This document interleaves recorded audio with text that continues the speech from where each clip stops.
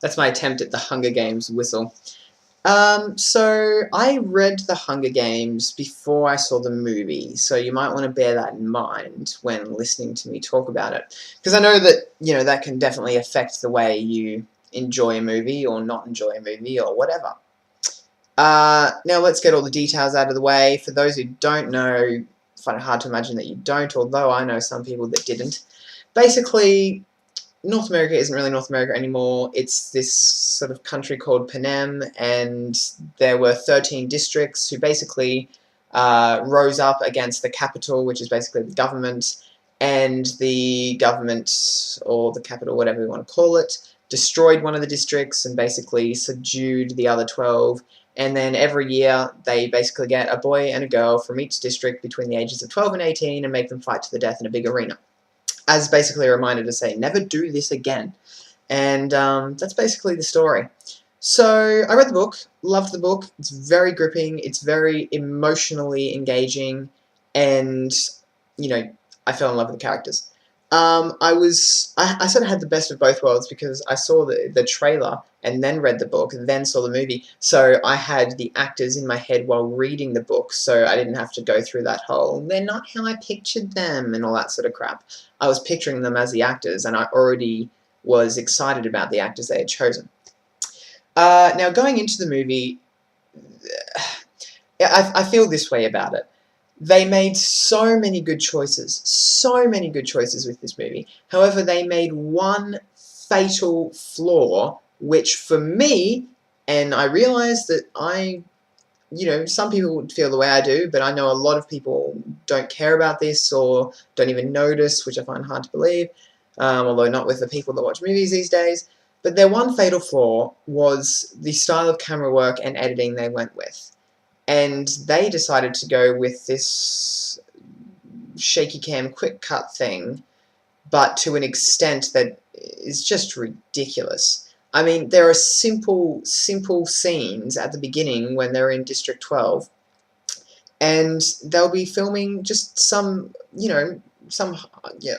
homeless or poor person eating, and the camera is doing this. Literally, it looks like that. I'm not even kidding. It looks like that. If you've seen the movie, you know what I'm talking about. And fortunately, this lets up a bit to, as the movie goes on. Although certainly with the scenes of violence, and I know people have argued that they, shot it and edited that way so that the violence wasn't so horrific. I think that's a load of crap. I think. Oh, and I was trying to figure out who do we blame for this? Do we blame Tom Stern, the cinematographer? Well, a cinematographer serves the director, basically, and the director, usually is trying to get his own vision out there, or may have been pressured by, the producers that are producing the film.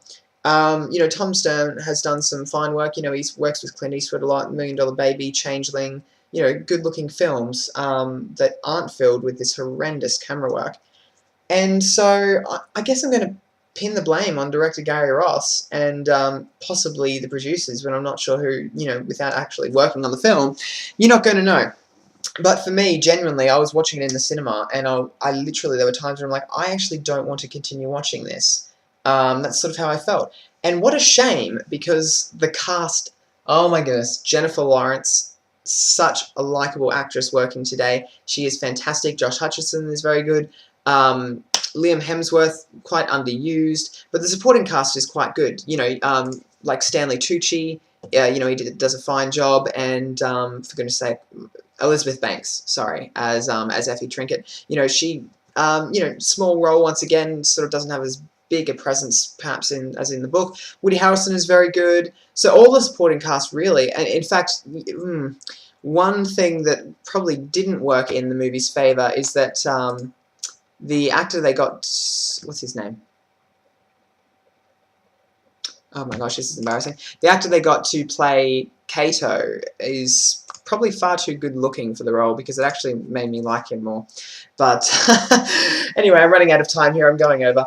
Anyway, if you've read the book, you might agree with me in that they made a lot of very good decisions because they had to change some things for the film, but as someone who obviously is very heavily into film, I realized this, and so as I was watching, I was going, oh yeah, no, that's a good way to get around this. Or you're right, they didn't have time to explore that, so there was a good option doing it this way, or what have you. So many good decisions, great casting, and $78 million worth of a movie. It's just a shame that the director and or the producers screwed things up royally. And I'm just grateful that Gary Ross isn't going to be returning for Catching Fire. So yeah, I'm sure you'll have lots of opinions on this movie. Please comment on the camera work and editing. Let me know if it annoyed you as much as it did me. And yeah, so comment below and keep an eye out for Olivia's video coming up soon. Thanks, guys.